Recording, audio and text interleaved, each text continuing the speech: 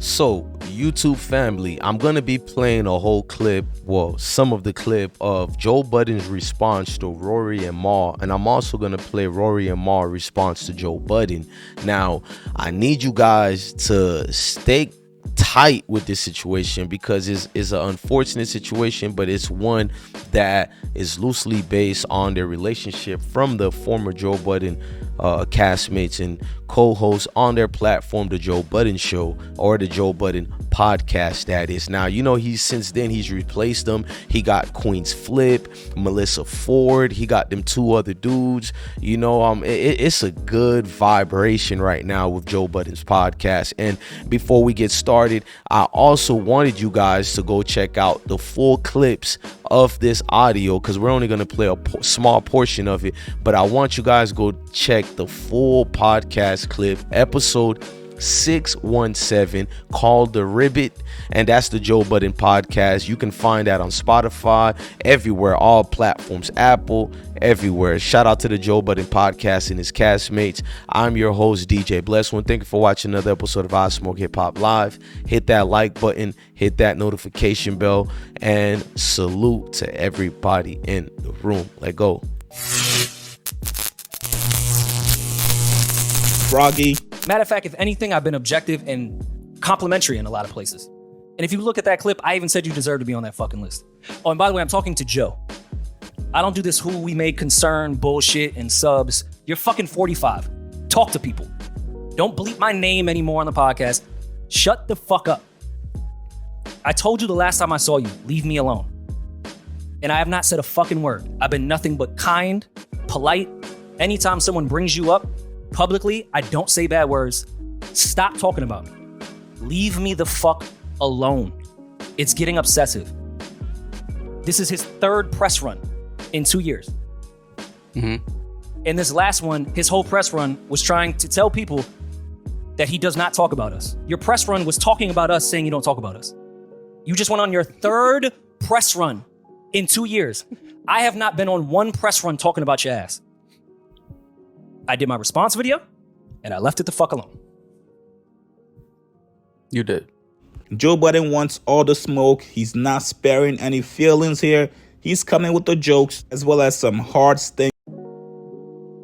Right, shout out to Shigs. Right here, it's where Joe Budden responds back on his part, you know, to the whole madness of what's going on and what's being said. So let's listen to Joe's Budden rebuttal. So, if y'all think I ain't getting my money's worth out of this, now that I'm prepared. But I'm not dissing nobody. I felt like last pod, when I was speaking about just podcasting and the landscape in general, a lot of podcasters out there were able to pull from that and get help from that. Now, Hit Dogs holla, and Hitman holla, and holla if you count. Holla if you hear me. But if it don't apply, you kind of just let that shit fly. You just let it fly. I want to take this time to clear some things up really quickly, and we'll move on. I want to define the term press run because we're largely responsible with introducing it and y'all using it wrong. A press run is when you set up a string of press for the purpose of promoting something. Introducing a product. You have to have something to promote. If you just pop up somewhere, that's not a press run. And Bear has been saying that for some time now. I totally disagree with that. Bear. Who's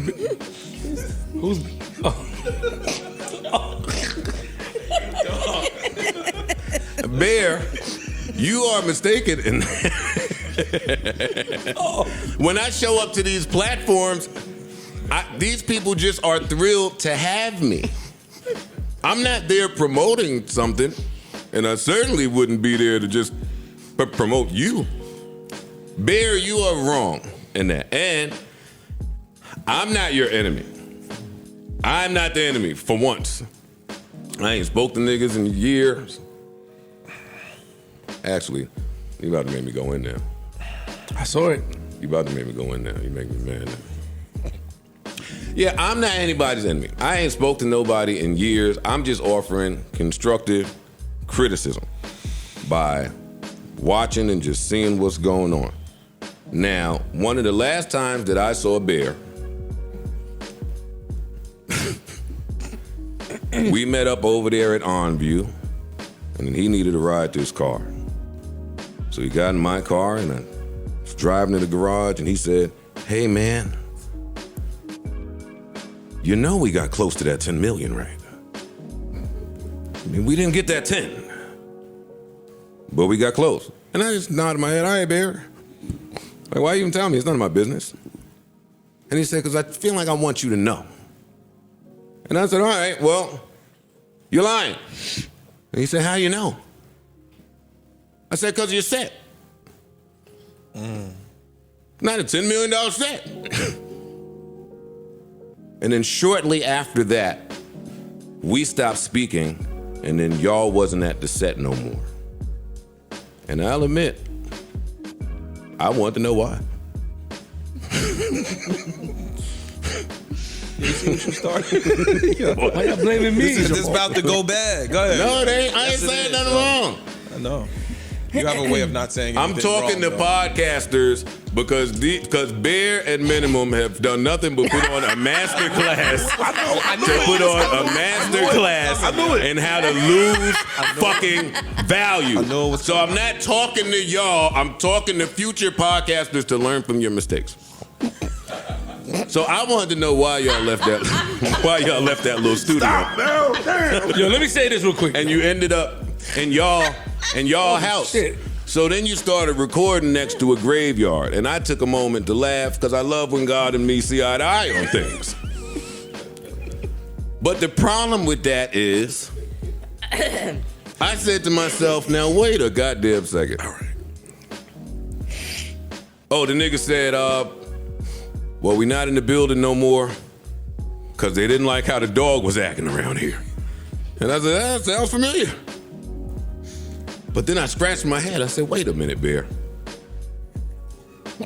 You mean to tell me that these niggas gave you $10 million and said, hey, your dog can't come up here no more, and you stayed home with the dog? Oh, what the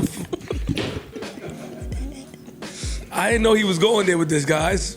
Ouch, that was kind of petty. So you see Joe Budden, he calls Rory the bear, and he calls Mom the minimum, I guess because he does the bare minimum. Not my words, but we're going to go to more situations where Joe Budden is trying to give them advice. He's trying to, help out the situation. I don't feel he was really trying to hate here, just more trying to help. Now let's listen to some. With them questions for themselves. Y'all over there, you know that Minimum don't have a comfortable couch in his house. He over there disrespecting your couch, yo. This nigga put his feet on, she rolling around. This nigga might as well get an ass on your couch. Why your lip shivering? And now the fans are gonna start. You can see what people are saying towards this situation. Now, Joe Budden does give advice here, and he opens more towards his perspective. Your wires around. Hey, Ish, you do. Snake the wires around. Now you just got the wires across the living room table. This shit is a mess. It's a mess, girl. I think that's good advice. Fix the shot. Set designer, all this shit. This is to all podcasters. Get the fucking blender and rice cooker out of the fucking... Stop! Yo, you stupid, yo. Again, Flip, this is your fault. How's this my fault? I'm just letting you know. No, it's their fault for telling me to get quiet and not to get... If you tell me shit could get froggy for me soon, y'all know me. Oh, what I'm gonna do? Ribbit. Somebody said that? I just noticed that's why he even titled his podcast show, the episode 617. He titled it Ribbit. It was because Rory and Mal said, you know, get Froggy. So Joe Budden's a fool, man. Shout out to Joe Budden. I didn't know that. Yeah. Yeah, I didn't know that part. Where did you hear Yeah, these things? You be hearing I some heard shit it that if you niggas said it. I just be responding to things. So we're gonna leave this alone. And lastly, he responded back to Rory's comments about telling him, yo, He keeps tweeting Bear. responding back to or duo. Now here's what about that. Bear. I love you a little bit, dog. But your man Minimum, he's done interview after interview.